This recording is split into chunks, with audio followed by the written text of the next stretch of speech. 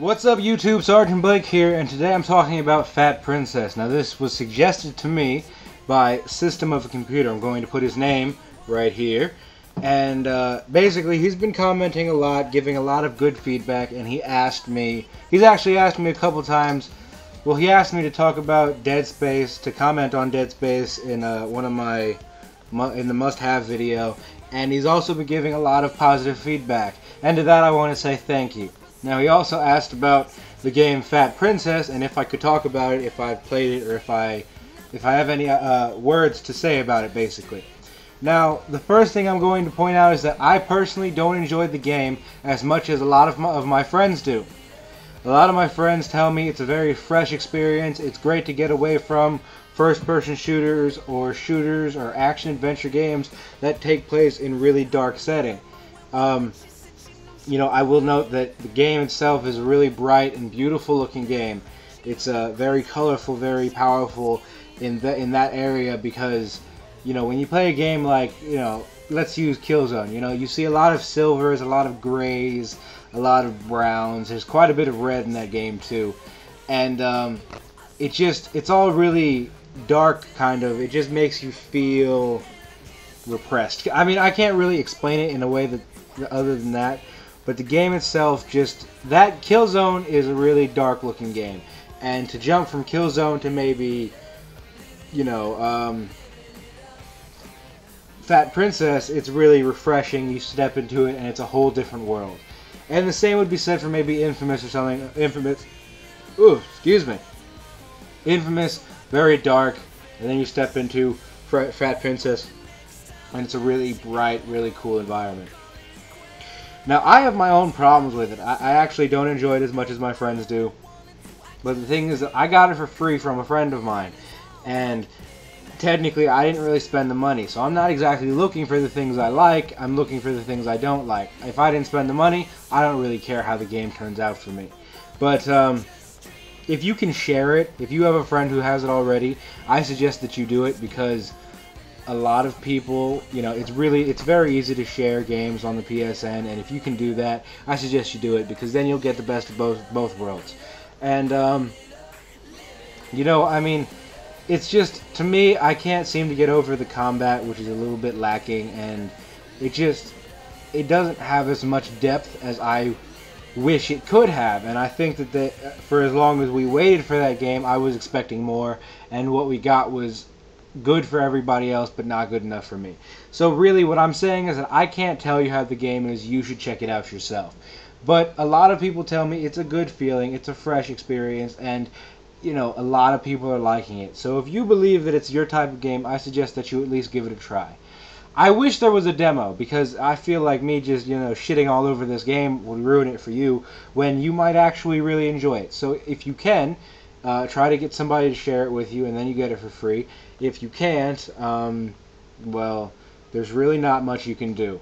But try to look up gameplay videos on YouTube, and well, if you see anything that you like or that you find particularly enjoyable, look up reviews. You know, let that be the decision for you. But don't let it all fall on me because I personally don't like the game. That's pretty much all I want to say on Fat Princess. Before we go on any further, now this shout out goes to a good friend of mine down in Australia, Purely to Kill. He is such a kick-ass player on Killzone.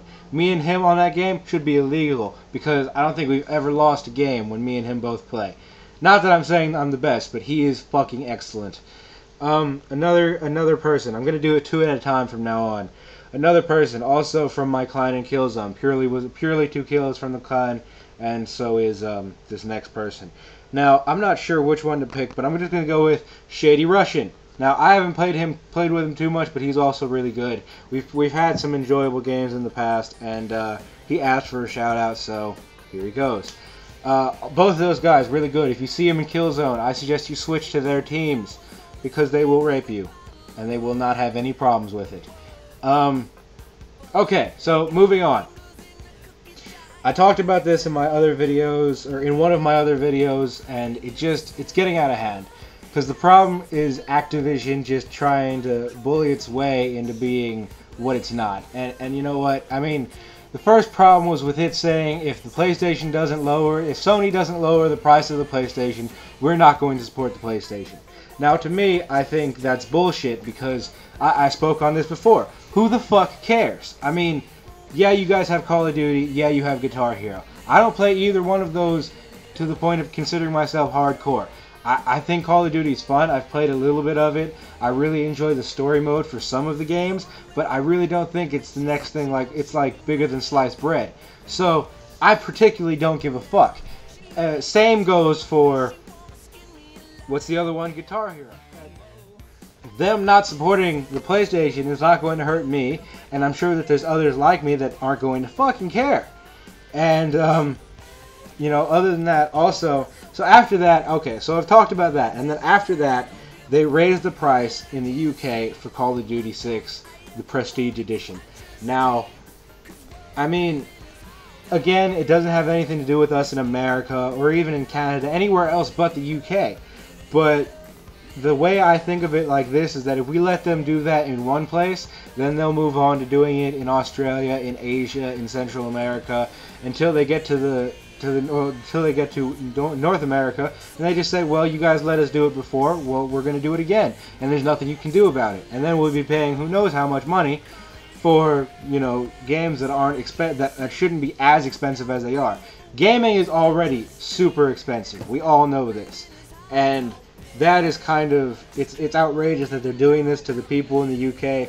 And when talked about this, when they talked to the CEO or the president, I forgot who, about it, he said, if it were up to me, I would make games even more expensive. I would raise the price on everything.